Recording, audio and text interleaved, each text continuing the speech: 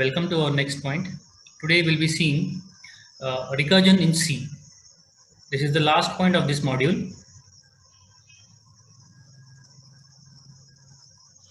Basically, recursion is nothing but a technique of, you can say, replicating or doing an activity which is calling itself again and again until it reaches a specific condition. So you can call it as a iteration or a recursion, wherein you are given a specific task to perform until it satisfies a given condition, right? So until that moment, the iteration, or you can say a loop, will be going on executing or calling that activity or a function to achieve that condition. That achievement of being replicating or doing the same task with you can say different iterations is called as recursion. So basically you can say that when a program, we call a specific function from inside the function, right? The concept of calling a function from itself can be determined as an recursion, and the function which makes this possible is called as a recursive function, right? So two different definitions. Functions can also be called as recursive functions when when we call a specific function from inside the function. So this will, the function executing itself again and again will be called as a recursive function. We'll see a small example on how we can implement recursion. This is the basic syntax, right? This is how you write it. Now this basically is a function, right? As we mentioned here, a recursive function, you can see inside a function, what we are doing here is we are again calling the same function inside it. Now, whenever our program will start for execution, it will search for main function, right? So our program will start from this main function and will enter into this scope and will find a function as iterate, right? So it will move on to iterate. So it finds out that a function iterate is been defined over here. Now, into this scope of iterate, it again finds its own function as iterate, right? So you can see it is a recursion, as this function is calling itself again and again until some activity, some task is given to be achieved. So that task or that activity would be mentioned over here in this line in this function, right? So achieving of that function, until then the number of times you iterate on it will be called as recursion, right? And in terms of, if you're achieving it in terms of a function, then we call it as a recursive function. So this is the most simple example of how you can achieve a recursion in C programming language. So this is how we can implement it. We'll see a small example of how recursions can be written.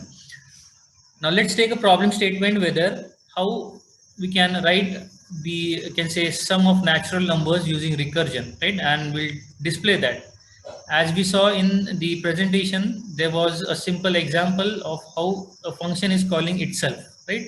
So what we are going to do here is we are going to take this function as sum, and we are going to display the sum of all natural numbers, right? So we'll be giving a specific limit from where we can start and add all those numbers into it, right? So I'll take two variables as number to take the input from the user, and second as the result to store the you can say display of that sum, right? So we'll ask user to enter a positive number. We'll take those positive numbers and store it in number, right?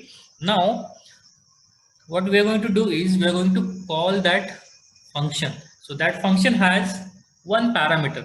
That parameter is number, right? So this number will refer to int n, right? So integer n will be my number, which will be taking from this parameter, right? Later on, what I'll do is I'll define that function. So after this line, declaration is over, I will check over here the conditions, whether they are satisfying or not. Until that, it will be iterating or calling on itself to run this function, right? So I'll try to execute this.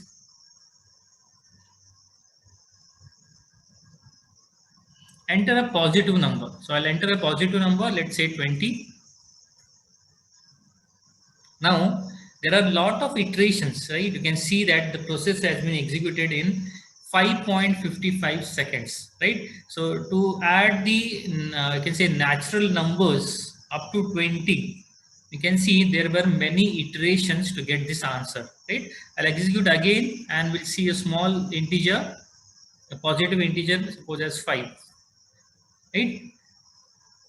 Now you can see and try to make the sum of the entered integers up to 5. So it gives you 15, right? So it again took a very less time, 2.409 seconds, right?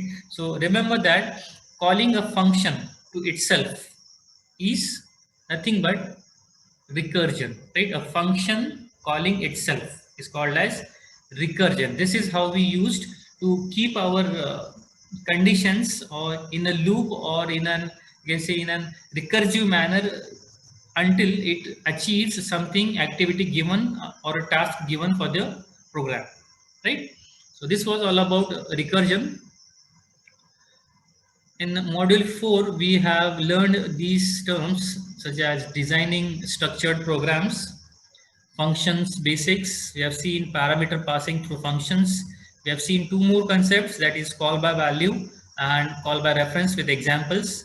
Then we have seen some storage classes as extern, auto, register and static. Right? And we have seen scope rules. We have also used user defined functions, and the last part we have seen as recursion, right? So these were the contents about your fourth module.